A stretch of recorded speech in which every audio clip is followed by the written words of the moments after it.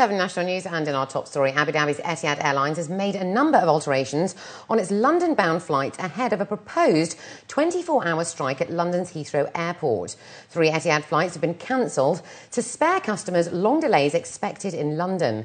According to a company statement, officials are forecasting delays of up to more than 12 hours.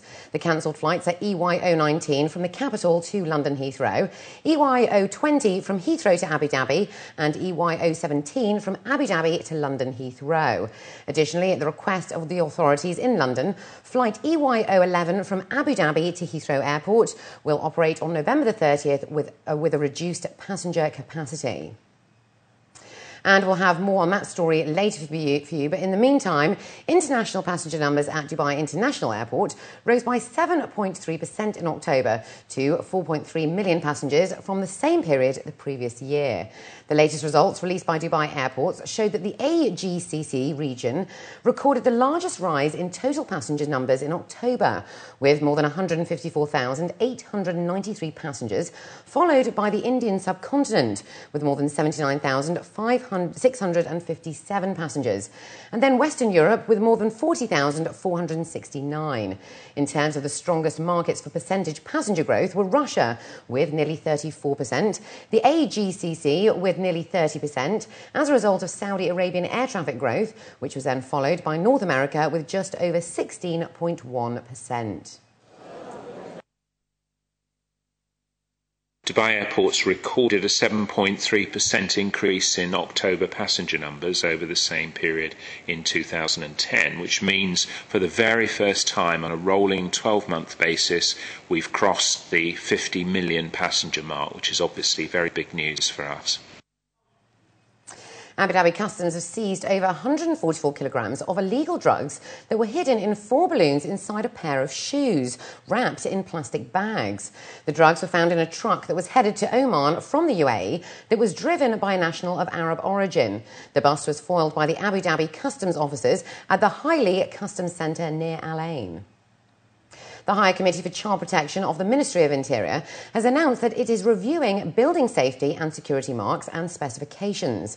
This comes off the back of a number of deaths, in particular child deaths, from high-rise buildings in recent months that could have been avoided. The authorities are also focusing on the best international security measures to protect children from falling from windows and balconies. According to a local paper, Colonel Faisal Mohammed Al-Shamari, the director of the Ministry of Interior's Child Protection Centre, said that the ministry is issuing awareness brochures and that the 2 fundamental points for children protection is maintaining around-the-clock supervision as well as installing child safety locks. And more on London Heathrow. Major delays are expected to hit the airport this week as demonstrators in the public sector look to strike against pension reforms from the government. The UK government is looking to increase the retirement age by up to 6 years to 66 and also ask public sector employees to pay 50% more in contributions. Reports say that up to 2 million people are set to go on to strike on Wednesday. BAA, the airport's operator, stated that there will be up to 12-hour delays for people arriving into Heathrow and has been billed as potentially the biggest union action since the Winter of Discontent in 1979. On the UK's part, the government is arguing that as people are living longer and as the gap between contributions and pension payments is growing, they have no option but to implement the reforms. Cycling from Emirate to Emirate, covering 400 kilometres in 5 days, both off-road and on-road, is this year's Golf for Good challenge.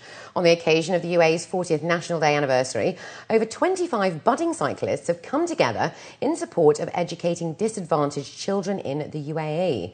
The challenge started off at Arabian Ranches early this morning in preparation for the first meeting point in Al Ain, cycling through mountain trails, coastal roads and desert tracks and covering all 7 Emirates. This challenge will conclude in Dubai on Friday, UAE National Day, and all sponsorship money raised will be donated to Al Manar School in Ajman. And finally this evening, Google announced today the 14 finalists of the National Doodle for Google My UAE School competition. The company launched the competition in honour of the UAE's 40th National Day, and the winner will have his or her creation featured as the UAE National Day Doodle on www.google.ae on December the 2nd. For the past few weeks, Emirati school students have been busy doodling on the Google logo. More than 30 schools participated in the national competition, and an estimated 20,000 students registered to enter. Entries were divided into two age categories, elementary and secondary. And up next, we have the day's business news, so stay with us.